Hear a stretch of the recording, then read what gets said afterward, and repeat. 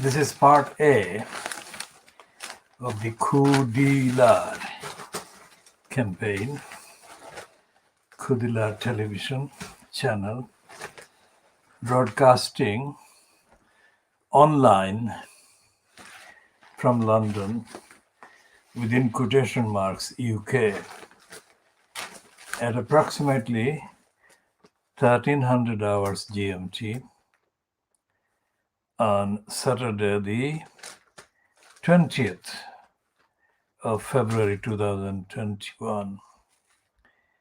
So today's, we did the program on the Daily Mirror yesterday, which had a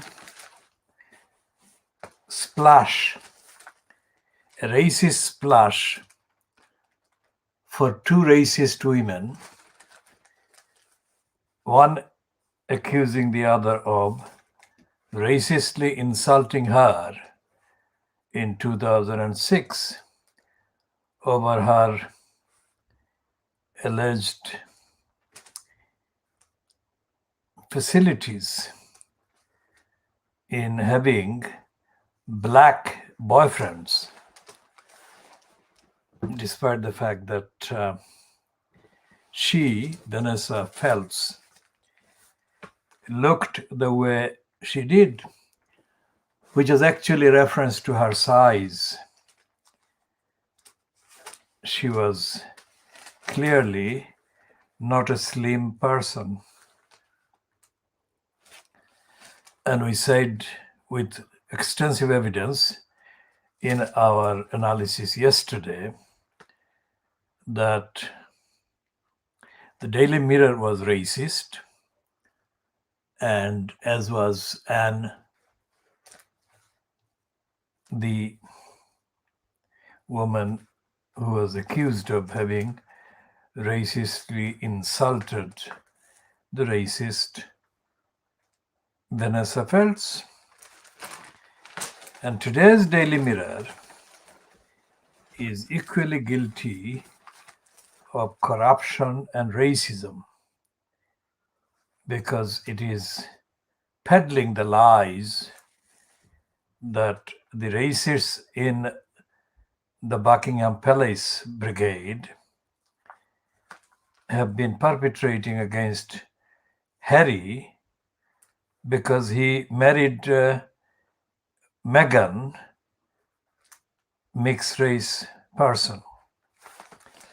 The racism of the Daily Mirror is significant because it claims to be against the kind of monarchy. At least its column, named column today by Kevin McGuire, is headlined, "Royals Drama is just shameless with staff." It's completely stupid, factually misleading, and shallow. But essentially, Kevin McGuire is a racist who is on board with the Kate Middleton controlled and Kate Middleton centered agenda that has been running against Meghan. And Kate Middleton is running Wills. But this is as racist as the Daily Mail, the Sun, the Express, and the rest of them. And it shows Brenda, the monarch, as complicit in the racist obstruction against Harry and Meghan, because Brenda is being operated by Wills and essentially Kate Middleton. So the diagnostic finding today we make of the Daily Mirror is that it is as racist as the Daily Mail and as racist as the Daily Boris Graf, and as racist as the Daily Express, as racist as the Daily Sun, the Star. We shall talk about other aspects of the Daily Mirror's stupidity and racism in due course. Here is a rare kind of support for the idea of the NHS. It's a piece by Robert Crampton in the Times magazine today. And Crampton is writing about his experience in getting his one mole checked with the NHS recently. And it's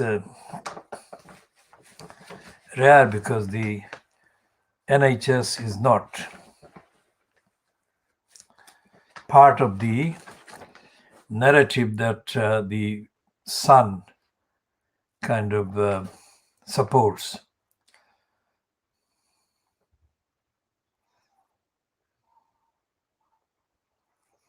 And Caitlin Moran in the same magazine says that she interviewed, that's Caitlin Moran, not Britney Spears, but she says that she interviewed Britney Spears 17 years ago. And the interview took place while Britney Spears was in hospital bed. Now, 17 years later, Caitlin Moran is saying that Britney Spears is being finally treated as a victim.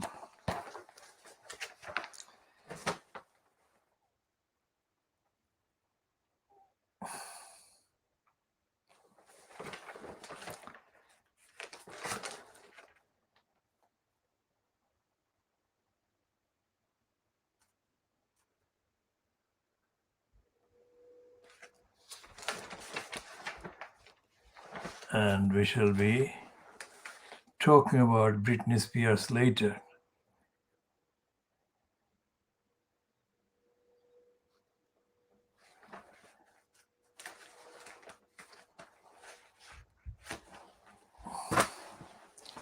Now, the Financial Times yesterday, that is Friday the 19th of February, we discussed or diagnosed the stupidity of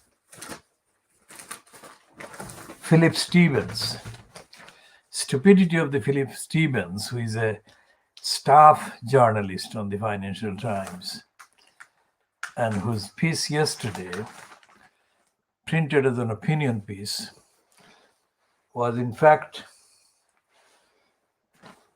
dressed up as an analysis of the misunderstanding of John Maynard Keynes by the establishment, by the kind of mainstream media and personalities.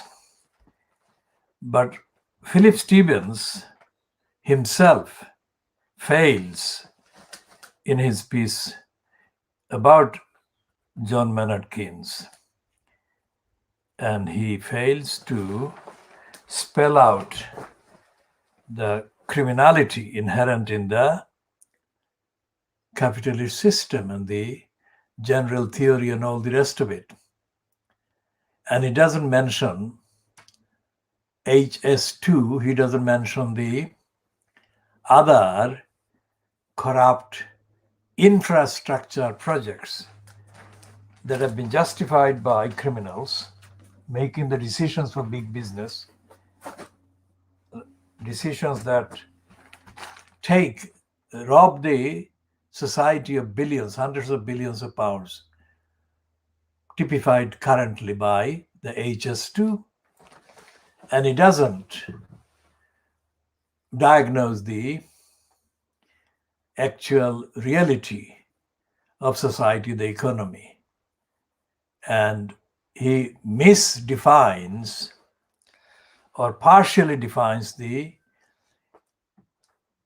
behavior, economic behavior of ordinary people. And he fails to demonstrate any connection he mentally, intellectually has with the reality of the failures of the general misunderstandings about society and economic behavior that economists actually peddle and perpetuate, and which are repeated every day by the Financial Times itself. And he creates a scenario where he is above ordinary people by name dropping, without naming the particular finance minister at the time, but he name dropped the aide to the financial kind of minister at the time. And he exposes himself as a boastful kind of recipient of special access to the realms of superior intellect. There is no such thing. That only because somebody is a member of the cabinet, that therefore their intellectual abilities increase, or their perceptions about society or world around them increases. It doesn't. What it does is that puts them in a position where they can call themselves whatever the ministry or department or executive post they hold is called, and thereby suggests that that is in itself evidence of their suddenly coming into acquiring the specialist knowledge, expertise, whatever. That is not true. The real problems with John Maynard Keynes, which we have exclusively diagnosed for decades, is that Keynes's knowledge of society, the economy, human beings, was shallower than the image created around his name suggests. And Keynes is totally wrong, absolutely wrong and dishonest. These are not things that Philip Stevens comes anywhere near saying. But we have been saying exclusively that John Maynard Keynes is dishonest in saying that infrastructure projects amount to economic prosperity. They don't. Economic prosperity, even assuming that this is a limited kind of expression, economic prosperity is non-existent in a society that has no mechanism of holding to account individuals making wrong and unfair decisions.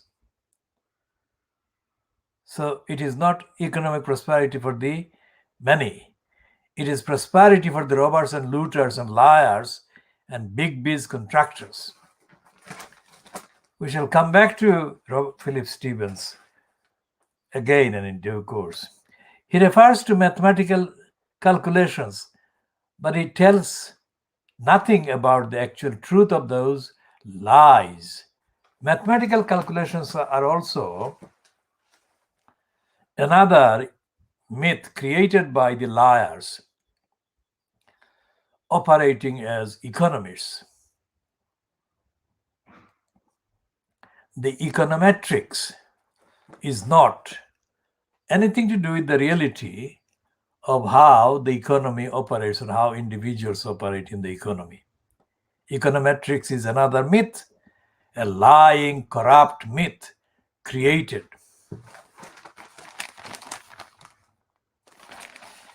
So today's Financial Times, that is Saturday's Financial Times, leads with the court ruling that the Uber company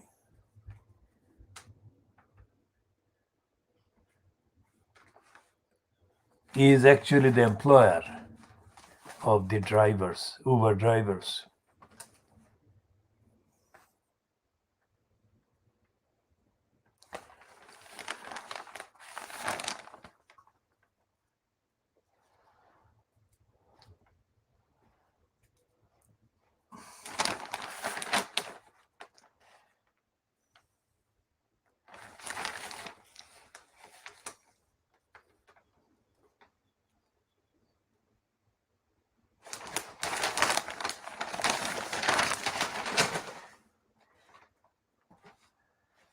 And the Financial Times is lying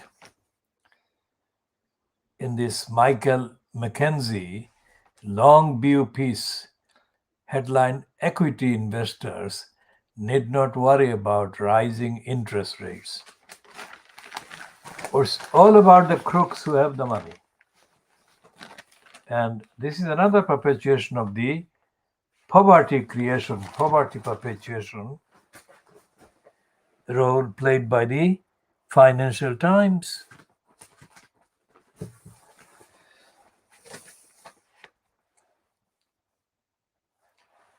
Which is running the kind of narrative suitable to the big business and the crooks.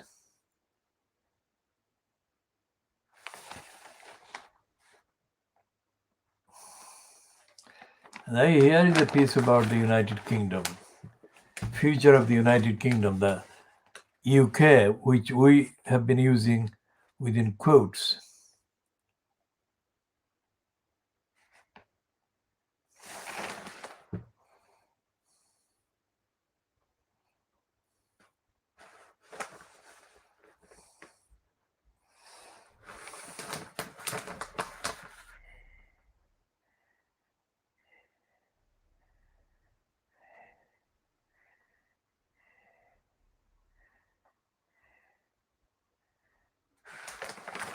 There is a piece on page 12 of the Financial Times today about so-called free speech, and it's byline to somebody called Henry Mans under the banner of society.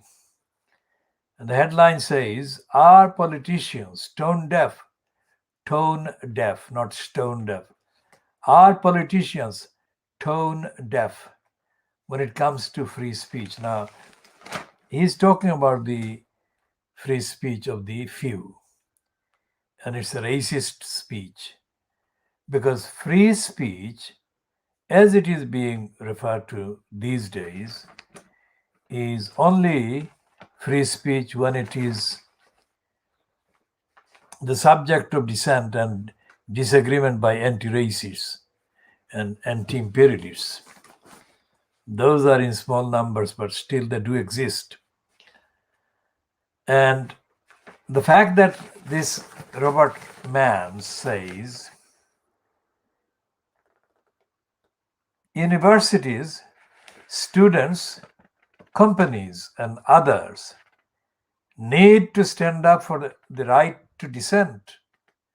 Because if free speech has to rely on the support of Williamson, that is Gavin Williamson, and Johnson, it really is in trouble. But the right to dissent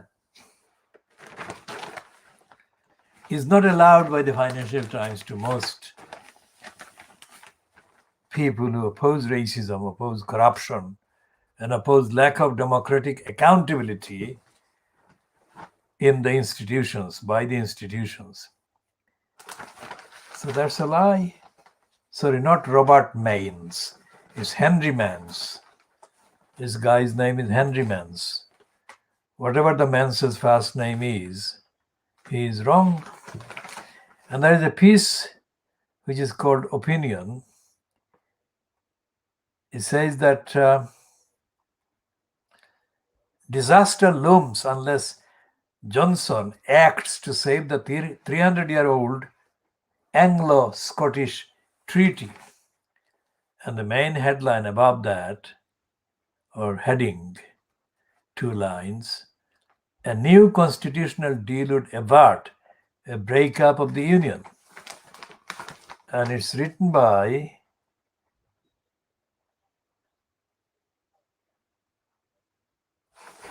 somebody who is being described as a senior Harvard fellow or Harvard senior fellow, whatever that is. But this is a racist woman, Camilla Cavendish, corrupt to the core and a careerist opportunist. And her piece is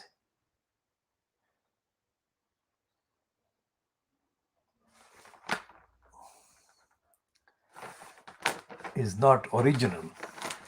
It's part of a kind of opportunistic narrative. It's not truthful, it's not for the Scottish people, although it appears to be against Johnson's anti-Scottish role. Now, in the last paragraph, Camilla Cavendish says, Westminster and the Conservative Party have been looking away from the realities of devolution for too long, sleepwalking into disaster. The late Tam Daly, a Labour MP, once called devolution a motorway without exit to a Scottish state. As we near the final junction, Johnson should hold his nerve. It is time to think big about a new and fair constitutional settlement, but not to cave in to Sturgeon, whose party, after all, may not be around forever. So she is not being for the Scottish people. She is for Boris Johnson, for the Conservatives.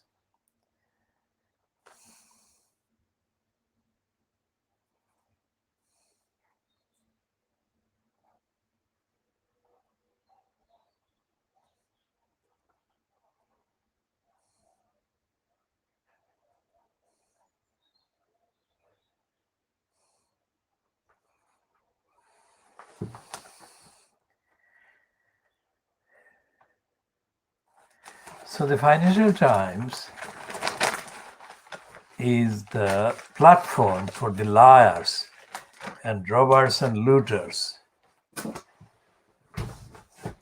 and the crooks and the racists.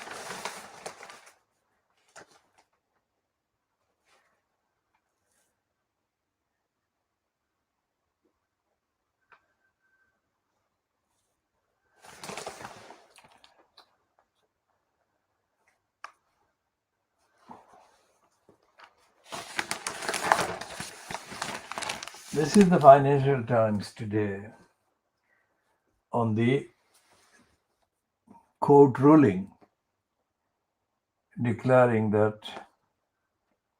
Uber drivers are workers.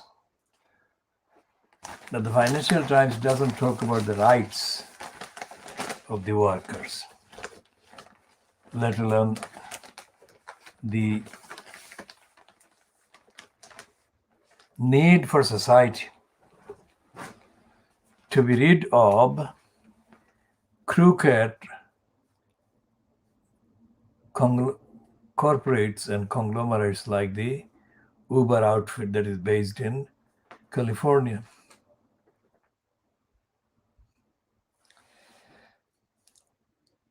So everything that the Financial Times writes, publishes, is corrupt, dishonest. Then where is the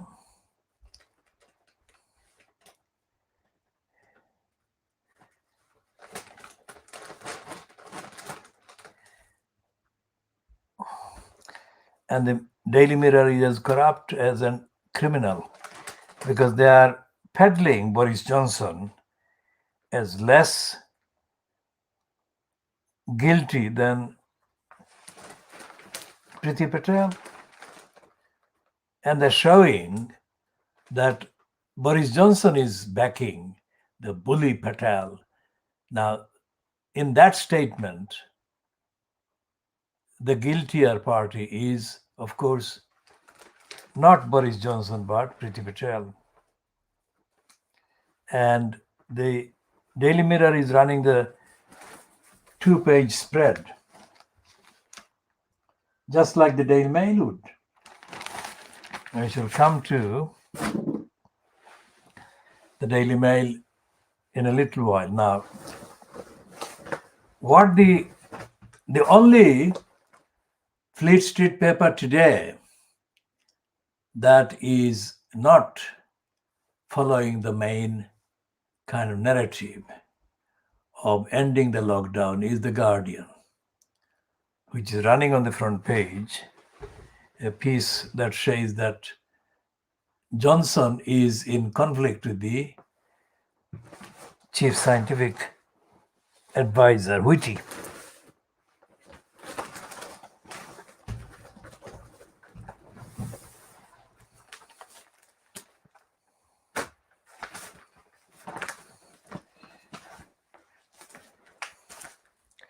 And the rest of the Fleet Street front pages are devoted to the victory for Kate Middleton and Wills her stooge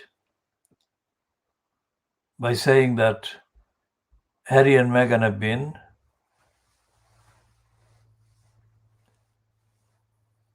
finally deprived of their royal roles. This has nothing to do with Brenda, because Brenda is being operated by Kate Middleton. And the whole lot of Fleet Street are following Kate Middleton. It's a racist war. It's a racist crusade against Meghan Markle. The only person, the black person in the equation, is Meghan Markle, because her white father is part of the racist gang.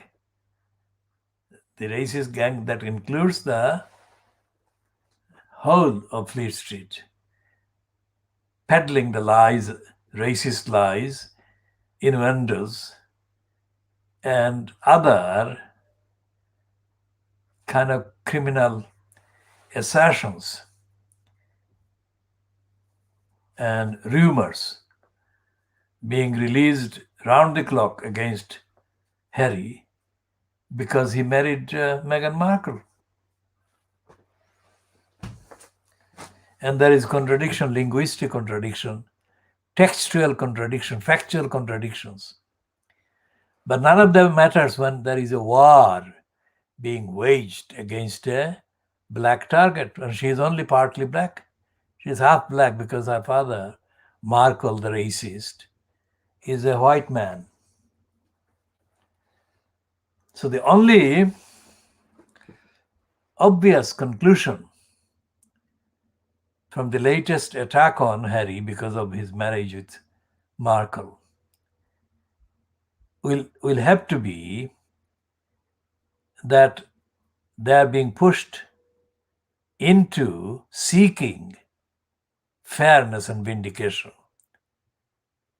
And one of the platforms likely to offer part of the fairness and vindication will be the now confirmed statement to the effect that they are going to appear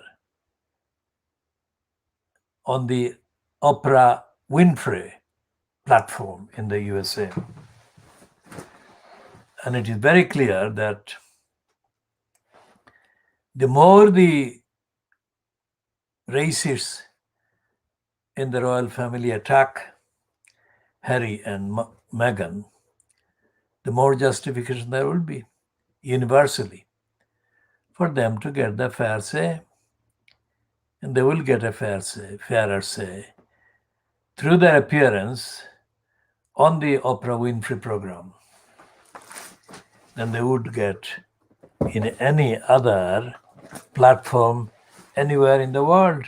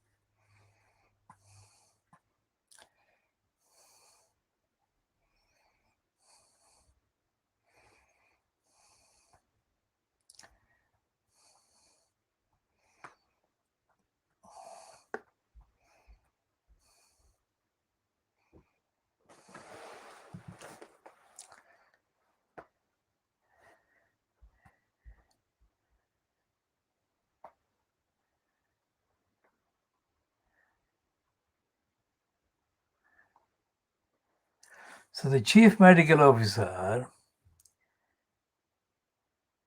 and Boris Johnson in clash over Big Bang return to school. Now this is not just the return to school, but also return to an end to the lockdown. And the reason why this is important, this is an exclusive in The Guardian. The reason why this is important is because the scientific grounds against lifting the lockdown as relevant to the return of these schools applies to the rest of society, rest of the activities. So it's very important.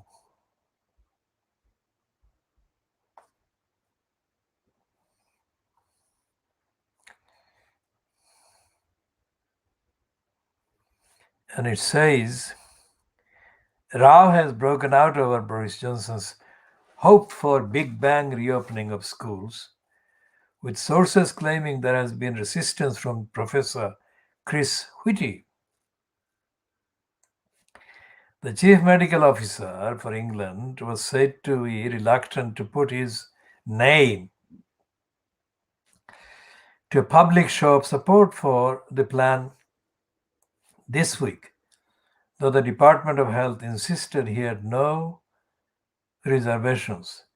Education sources told The Guardian that Whitty was very unhappy with the proposals for all 10 million children and staff to return to schools in England on 8th of March.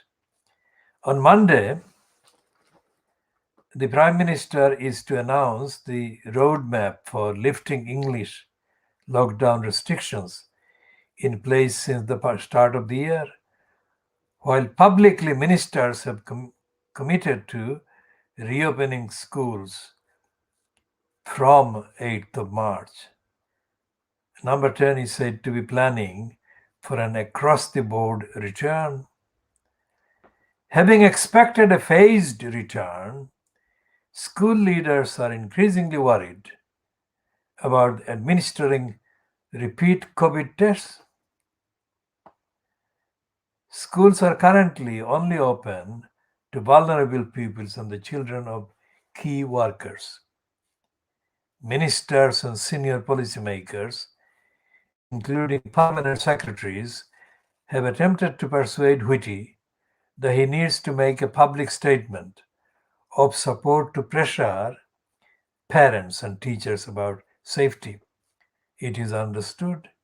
But so far, he has not provided an endorsement for the media materials being distributed before Monday's announcement, sources said. Instead, Whitty has offered support described as lukewarm and is expected to say it is down to politicians to make the final call on the timing of school reopenings. Now, what this means is he is saying that scientifically there is no ground for lifting the bans. If the bans are lifted, then they will be lifted because of political convenience, serving the needs of politicians. Like, of course, Boris Johnson.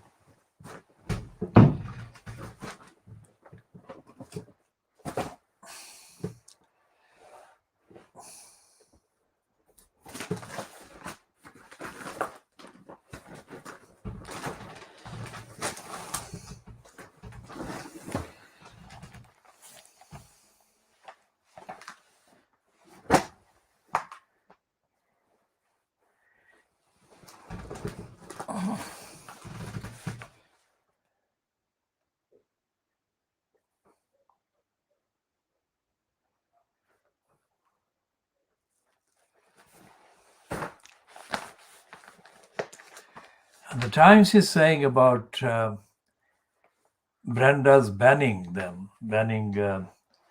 Harry and Meghan, that they are hitting back, or they have hit back at the loss of royal roles.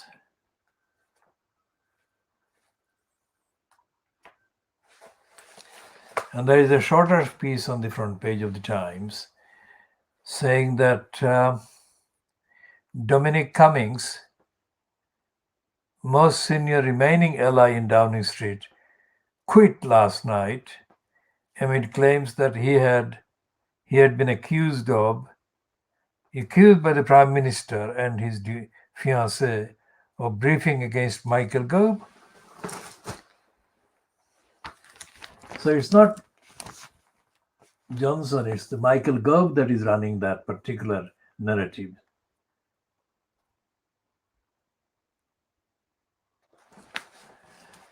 And there is a piece inside the Times that says that Germany is failing in the lockdown.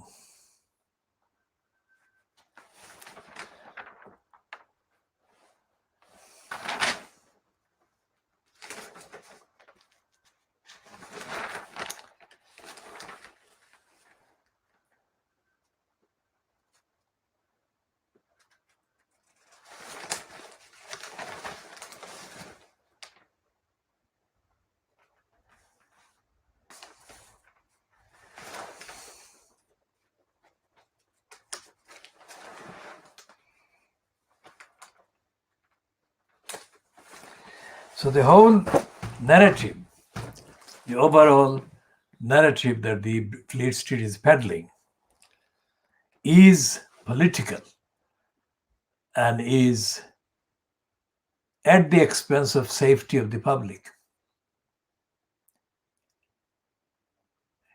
About the COVID-19, that is, about the lockdown. So it's not the truth, it's not the facts. So they're dressing this up in any way they can to show that things are moving in the correct direction. when the truth is that they're not.